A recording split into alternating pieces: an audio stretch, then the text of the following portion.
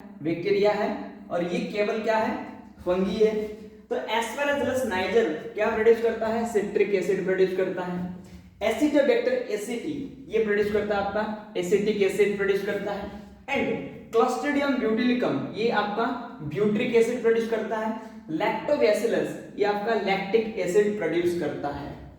अभी हम डिस्कस किए ऑर्गेनिक एसिड के बारे में, फिर हम डिस्कस करेंगे किसके बारे में, एंजाइम्स के बारे में। तो स्टूडेंट्स एंजाइम के बारे में देखो, एंजाइम में एक एंजाइम है जिसका नाम है लाइपेज।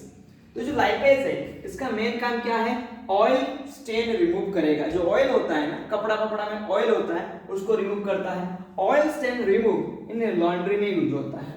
फिर देखते हैं पेक्टिनेज एंड प्रोटीएज ये क्या यूज करते हैं, जो जूस बोतल होता है उसको क्लैरिफाई करने के लिए यूज करते हैं। स्ट्रेप्टोकाइनेज एक एंजाइम है, AAC एक एंजाइम है जो कि स्ट्रेप्टोकोकस से प्रोड्यूस होता है, जो कि क्या काम करता है, क्लॉट बस्टर।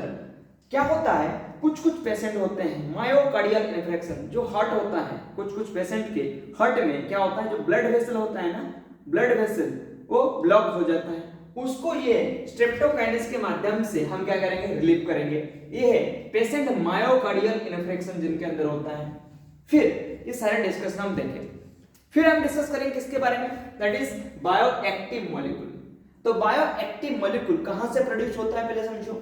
बायोएक्टिव में हम देखेंगे एक का नाम है दैट इज साइक्लोस्पोरिन A, यहां पर लिख देते हैं क्या है, साइक्लोस्पोरिन A।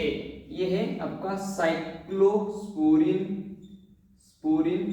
A, ये है साइक्लोस्पोरिन A, और यहां पर हम लिख देते हैं स्टार्टिंग।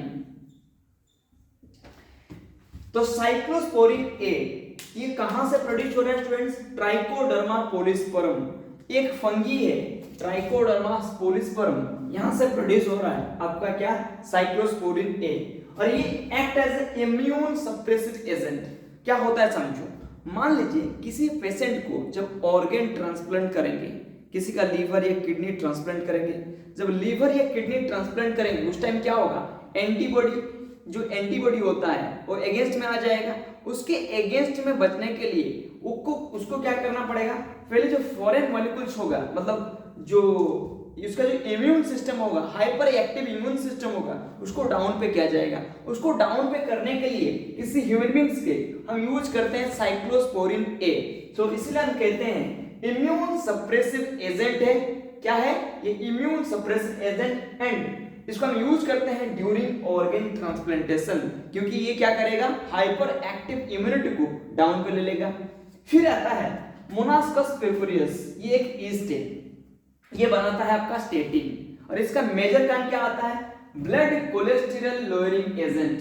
जो ब्लड में जो ब्लड वेसल होता है, ब्लड वेसल में क्या हो जाता है, कोलेस्टेरॉल बढ़ जाता है। ये कोलेस्टेरॉल को घटाने के लिए ये एंजाइम उसके अगेंस्ट में काम करता है। किसके अगेंस्ट में, कोलेस्टेरॉल के अगेंस्ट में काम करता है। तो ये स्टूडेंट्स था किसके बारे में डिस्कशन, इंडस्ट्रियल प्रोडक्ट के बारे में हम देखे, फॉर्मेंटेड बिहेवियर्स देखे, फिर हम क्या देखे, ऑर्गेनिक एसिड देखे, एंजाइम्स देखे, एंड बायोएक्टिव मॉलिक्यूल देखे। आप इसका एक स्क्रीनशॉट ले लीजिए।